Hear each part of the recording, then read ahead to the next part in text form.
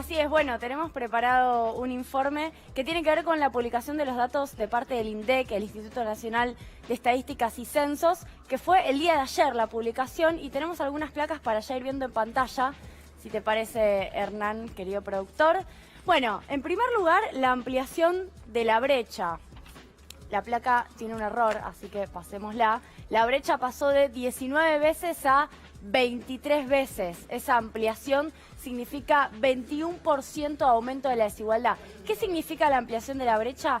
Que lo que gana el 10% más rico versus lo que gana el 10% más pobre, que se divide en deciles de ingreso. Deciles significa 10% de la población. Se agarra la población, se la divide en 10 partes. Se agarra el 10% más rico, se agarra el 10% más pobre. La distancia en 2015 entre lo que ganaba un extremo y otro extremo era de 19 veces. Hoy en 2019 es de 23 veces.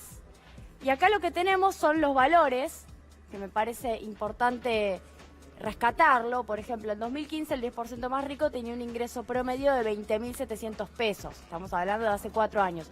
Hoy, en 2019, el ingreso promedio del 10% más rico es de 66.700 pesos, pero con una dispersión tan importante que los ingresos del 10% más rico de la población argentina van desde los 40.500 pesos hasta el 1.728.000 pesos. Es decir, hay posiblemente un 1% más rico de la población, que todavía no lo podemos conocer ni determinar porque la APH tampoco abre a ese nivel, que está ganando muchísimo más que estos 66.000 pesos de promedio. Ahora, 40.500 pesos no sos rico. No, pero en una sociedad tan desigual y tan empobrecida, si estás por arriba del ingreso individual de 40.500 pesos, estás en el 10% más rico de la población. Eso es así por la enorme desigualdad y el enorme empobrecimiento que tiene a nivel de ingreso a la sociedad argentina. Volvamos a la placa que les quiero mostrar lo que viene en relación a la número 3, la que sigue.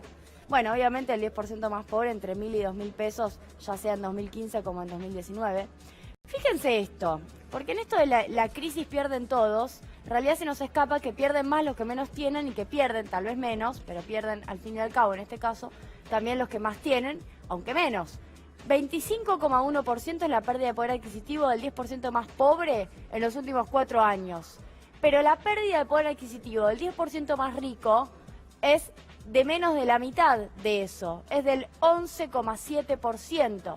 En el medio, bueno, hay una diferencia de estratos muy importante, pero lo que importa es eso, que finalmente los que menos tienen, y ahí tenemos el decil 1 o el decil 2, que también pierde casi 25%, 24,8%, son los que mayormente consumen alimentos. Entonces, cuando hablamos del IPC, lo que tenemos que considerar en la suba de precios es que según dónde estés en la escala de ingresos, te va a afectar más o menos la suba de los alimentos básicos. Por eso decimos que la inflación está mal ponderada y que los deciles más pobres, el decil 1 y el decil 2, es decir, el 20% más pobre de la población, en realidad está mucho más afectado por los aumentos de los alimentos, de las tarifas, de las naftas.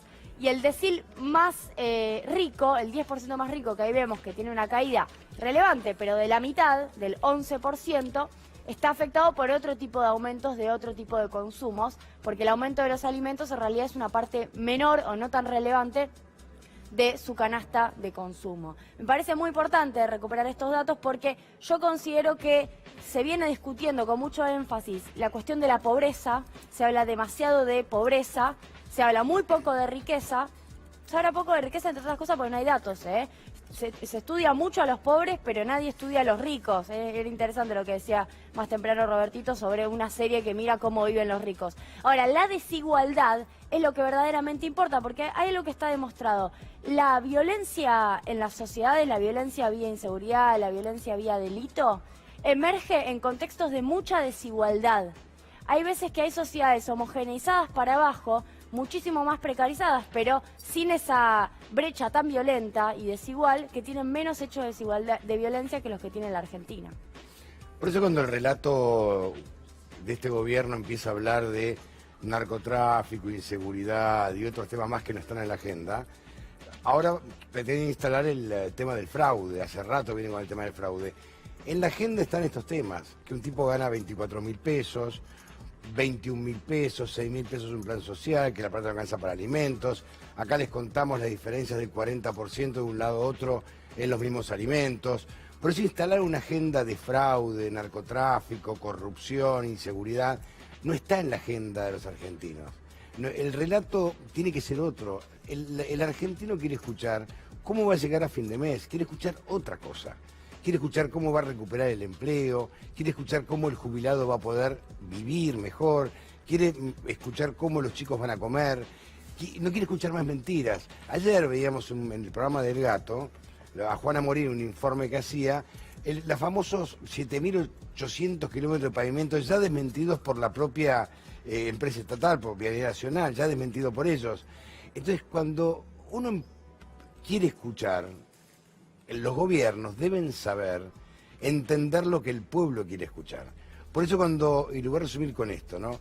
Cuando Esteban Bullrich, ante un reportaje concedido a una colega, dice, nosotros nos equivocamos en mirar mucho el puerto de llegada y no nos dimos cuenta que estábamos dejando gente atrás. Es decir, no se daban cuenta que la mitad de la Argentina se estaba ahogando. Estos funcionarios son aquellos que pretendieron convertir al país en una empresa y no se dieron cuenta que en el medio había 40 millones de argentinos y que la mitad está bajo la pobreza. ¿Hacemos una pausa? Vamos.